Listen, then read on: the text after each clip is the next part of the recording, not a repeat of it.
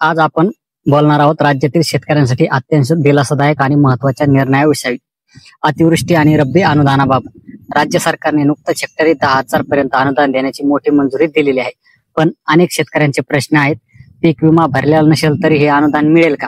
अतिवृष्टी अनुदान आणि रब्बी अनुदान यात फरक काय?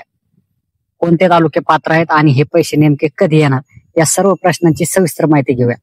राज्य शासनाने अतिवृष्टी आणि पूरग्रस्त शेतकऱ्यांना विशेष बाब म्हणून हेक्टरी 10,000 रुपये अनुदान देण्याचा निर्णय घेतला आहे. हे अनुदान जास्तीत जास्त 3 हेक्टर पर्यंत मर्यादित दिलं जाणार आहे. मंत्रिमंडळाने यास मंजुरी दिली असून 1,765 कोटी रुपयांचा निधी वितरणासाठी मंजूर झाला आहे. पुढील 8 ते 10 दिवसात पात्र शेतकऱ्यांच्या खात्यात हे पैसे जमा होण्यास सुरुवात होईल. अनेक शेतकरी विचारित आहेत, पीक विमा भरलेला नाही, मदत मिळेल का? पीक विमा आणि अतिवृष्टी अनुदान या दोन वेगळ्या योजना आहेत. पीक विमा ही केंद्र राज्य संयुक्त योजना आहे, तर अतिवृष्टी अनुदान हे राज्य शासनाचं निविष्ट अनुदान आहे. म्हणजेच पीक विमा भरलेला नसेल तरीही तुम्हाला अतिवृष्टी अनुदान मिळणारच. राज्यातील 282 तालुके या योजने खाली पात्र ठरले आहेत. त्यापैकी 251 पूर्ण बाधित आणि 31 अंशतः बाधित आहेत. ते सर्व तालुके पात्र आहेत.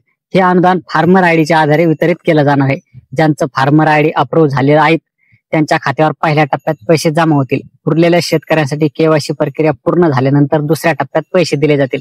ही संपूर्ण प्रक्रिया नोव्हेंबर महिन्यापर्यंत सुरू राहणार आहे. मयत शेतकऱ्यांच्या बाबतीत त्यांच्या वारसदारांची जिवंत सातबारा मोहिमेअंतर्गत वारस नोंदणी करणे आवश्यक आहे.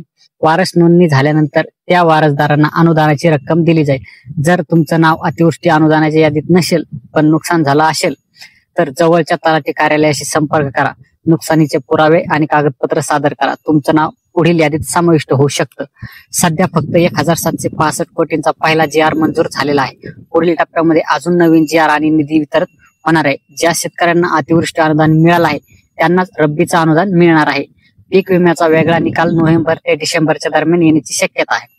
मित्रांनो, ही माहिती जर तुम्हाला उपयुक्त वाटली असेल तर व्हिडिओला लाईक करा, शेअर करा आणि आपल्या इतर शेतकरी बांधवांपर्यंत शेअर करा. आणि अशाच सरकारी आणि अनुदानाच्या योजनांच्या अपडेटसाठी चॅनल सबस्क्राईब करायला विसरू नका.